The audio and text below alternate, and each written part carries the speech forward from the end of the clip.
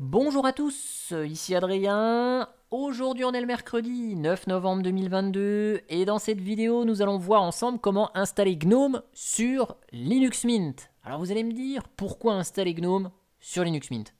Tout simplement parce que vous aimez peut-être GNOME pour son ergonomie, mais aussi Linux Mint comme distribution pour sa philosophie, par exemple l'absence de snap par défaut, mais aussi pour d'autres petites choses comme sa Logitech, qui est rapide, épurée, simple, efficace, l'outil de mise à jour, hein, ou des outils système qui sont directement installés, tels que Timeshift pour procéder à des instantanés du système et le restaurer si besoin, hein, si vous faites des bêtises, ou d'autres outils comme Warpinator, comme le formateur de clé USB, ou d'autres applications dont on a parlé à travers certaines vidéos, applications web ou Hypnotix par exemple. Alors, le cas d'usage va être le suivant.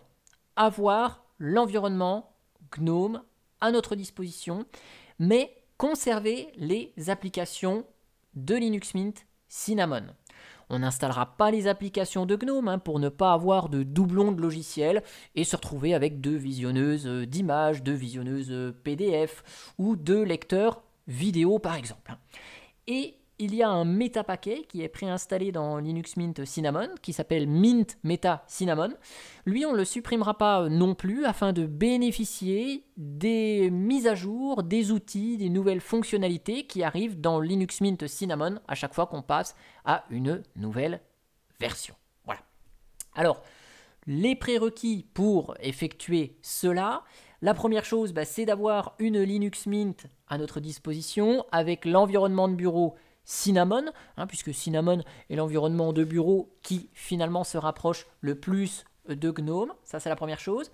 Et la deuxième chose, c'est d'avoir son système complètement à jour. Donc via le gestionnaire de mise à jour, vous vérifiez que tout est bien à jour et que vous n'avez plus rien à mettre à jour. C'est le cas de le dire.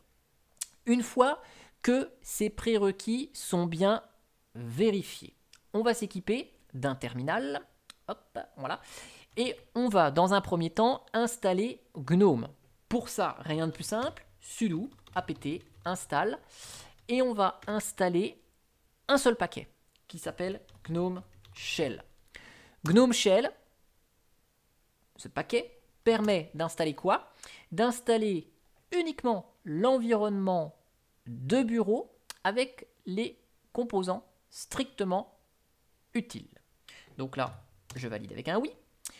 Lors de l'installation du paquet GNOME Shell et de toutes ces dépendances, on a une demande de sélection du gestionnaire graphique de session. Donc là, je fais OK.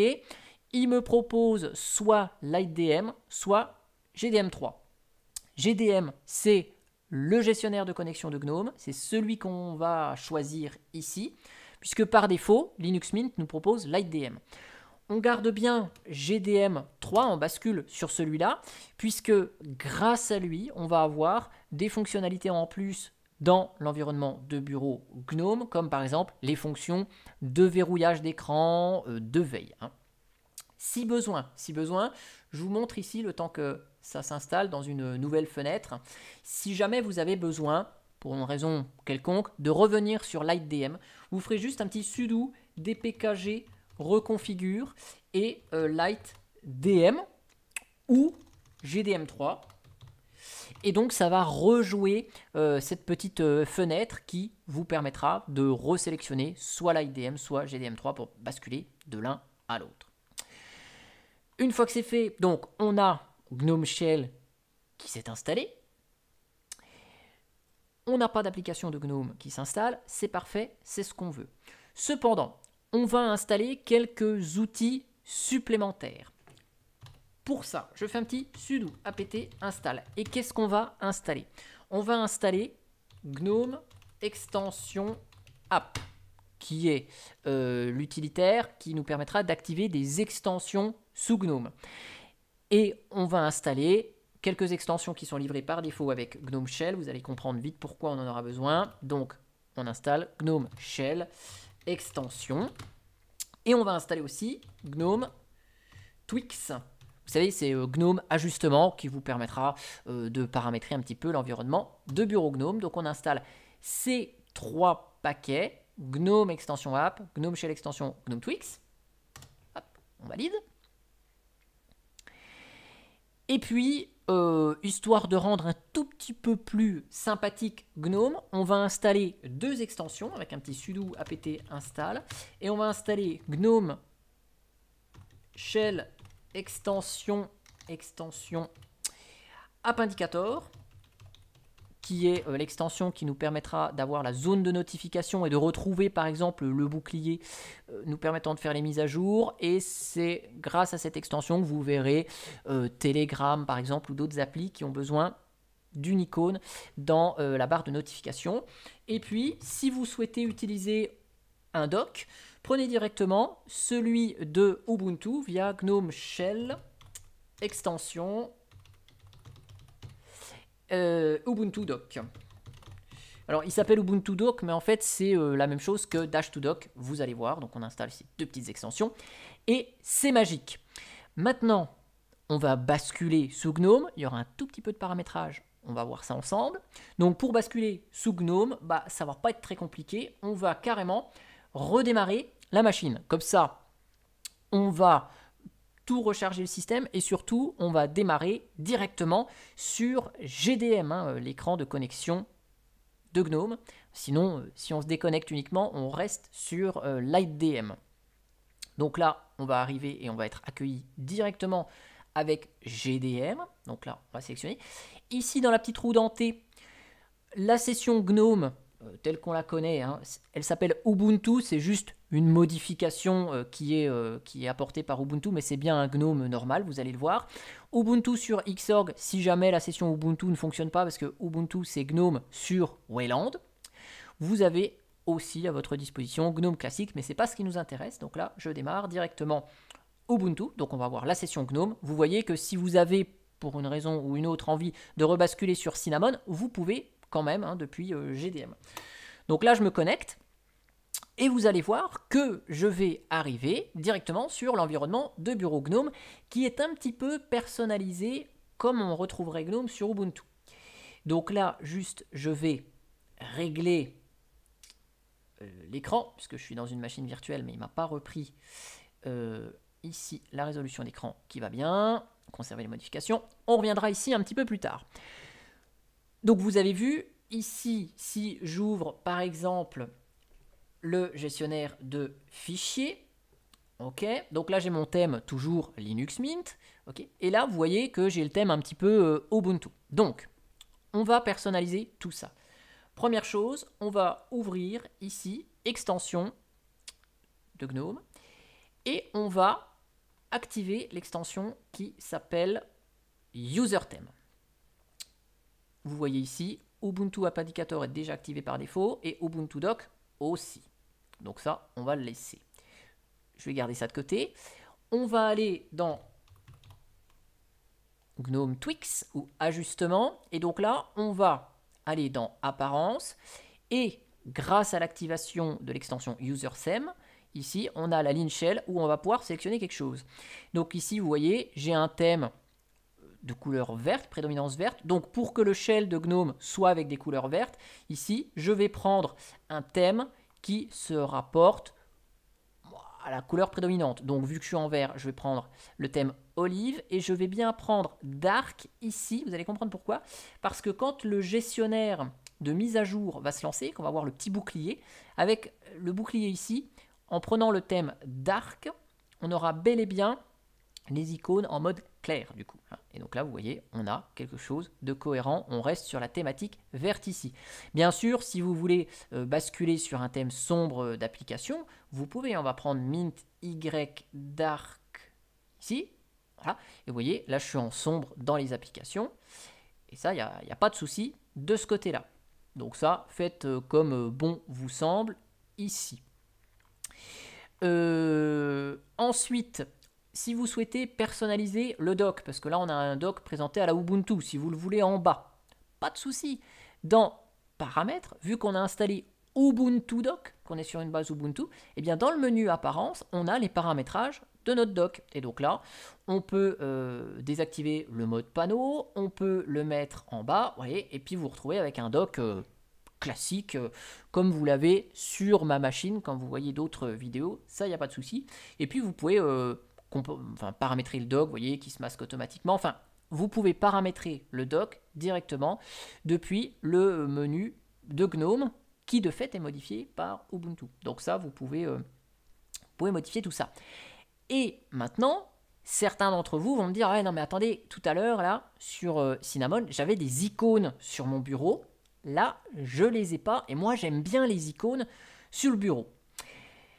On va pas installer une extension qui fonctionne pas très bien sous GNOME pour les icônes sur le bureau, puisque sur Cinnamon, vous savez qui c'est qui gère les icônes sur le bureau? C'est le gestionnaire de fichiers. Oui, oui, c'est bel et bien pas Nautilus, Nautilus c'est sous GNOME, Nemo, le gestionnaire de fichiers ici de Cinnamon, qui gère les icônes sur le bureau.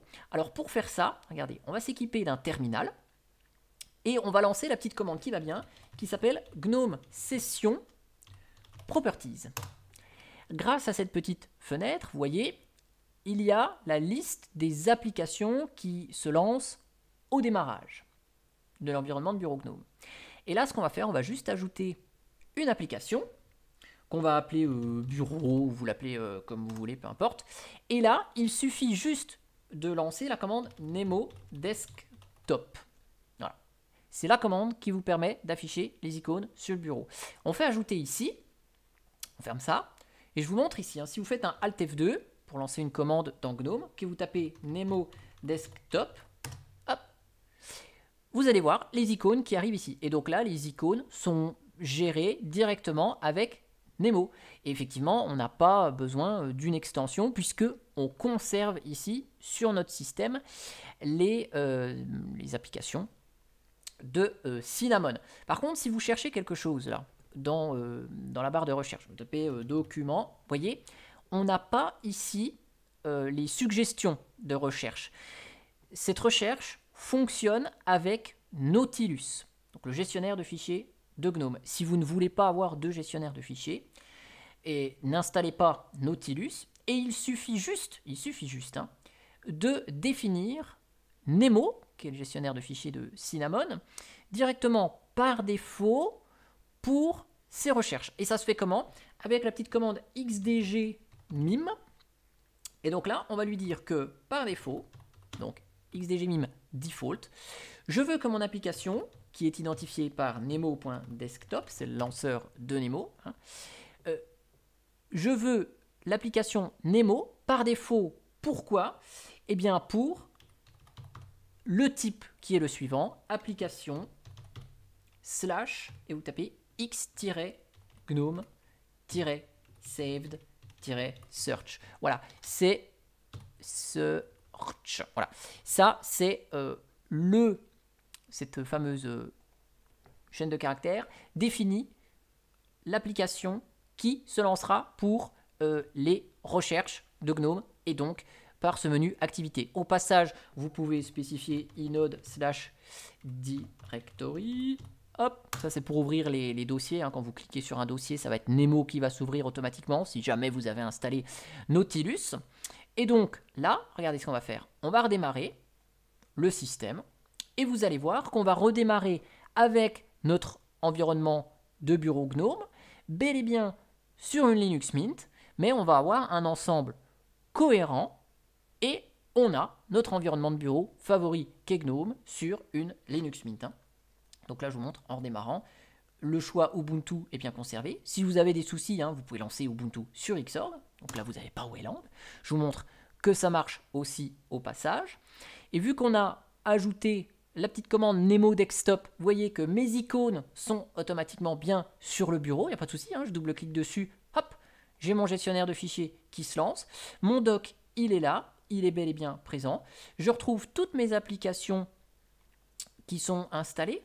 Et donc, les applis Logitech, par exemple, regardez, ça va fonctionner. C'est la Logitech ici de Linux Mint. Fonctionne bien. Si je vous lance, par exemple, des outils divers et variés qui sont propres de Cinnamon, par exemple, qu'est-ce qu'on avait qui est propre à Cinnamon? On avait quoi? Hop, visionneur d'images. Voilà. Et bien, si je vais dans à propos, ouais, Xviewer, c'est la visionneuse d'images qui est fournie dans Linux Mint Cinnamon. Hein. Donc là, la visionneuse d'images, elle est bien là. Vous avez peut-être pu voir dans le menu ici, il y avait Warpinator. Donc toutes les applis, il n'y a pas de souci, elles fonctionnent. Et vous voyez, ici, j'ai lancé Warpinator. Grâce à l'extension App Indicator, j'ai bien l'icône de Warpinator qui est arrivée. Et du fait du thème sombre de GNOME Shell, et bien vous voyez, le petit bouclier, il est bien visible. Je vous montre rapidement.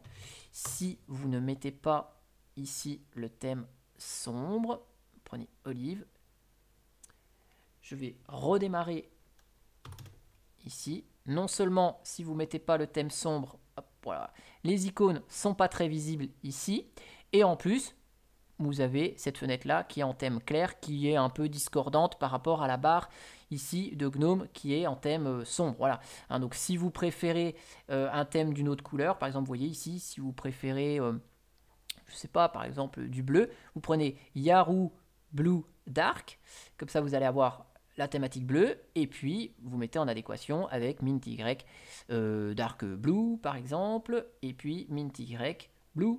Ok, et comme ça, vous avez votre thème couleur bleue, si vous n'aimez pas trop le vert. Et puis, vous avez le bleu ici. Je redémarre avec juste R, Alt F2, et je tape R. Ça redémarre GNOME, et vous voyez, voilà, on a bien ici le petit bug graphique qu'on avait tout à l'heure qui est corrigé.